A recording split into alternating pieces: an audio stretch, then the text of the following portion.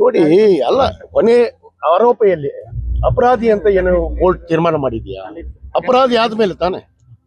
ಇವತ್ತು ಧರ್ಮೇಂದ್ರ ಪ್ರಧಾನ್ ಇವತ್ತು ಏನು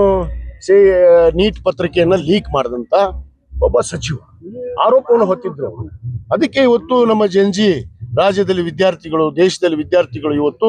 ಅವರನ್ನ ರಾಜೀನಾಮೆ ಕೇಳಿದ್ದಾರೆ ಇವ್ರ ಮೇಲೆ ಆರೋಪ ಏನಿದೆ ಇವರು ಆರೋಪ ಹೊತ್ತಂಗ ಕೇಳ್ರಿ ಕೇವಲ ಒಂದು FIR ಆದ ತಕ್ಷಣ ಆರೋಪ ಕೋರ್ಟ್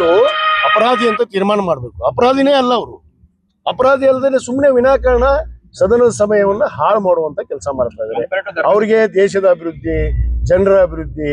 ಈ ರಾಜ್ಯದ ಅಭಿವೃದ್ಧಿ ಅವ್ರಿಗೆ ಅವಶ್ಯಕತೆ ಇಲ್ಲ ಯಾಕಂದ್ರೆ 2018 23 ಏನ್ ಮಾಡಿದ್ರು ಒಂದು ರೈತರ ಬೆಂಬಲ ಬೆಲೆ ಕೊಡ್ಲಿಲ್ಲ ಯಾವುದೇ ಜನಾಂಗಕ್ಕೆ ಅಭಿವೃದ್ಧಿ ಮಾಡ್ಲಿಲ್ಲ ಆ ಒಂದು ಕಾರಣದಿಂದನೇ ಇವತ್ತು ಮನ್ಯಾಗ ಕುಂದಿರ್ಸಾರಲ್ಲ ಅವ್ರಿಗೆ ಈ ದೊಡ್ಡನಗೂಡು ಆದಿಯಾಗಿ ಎಲ್ಲರಿಗೂ ದೊಡ್ಡನ ಆದಿಯಾಗಿ ಎಲ್ಲರಿಗೂ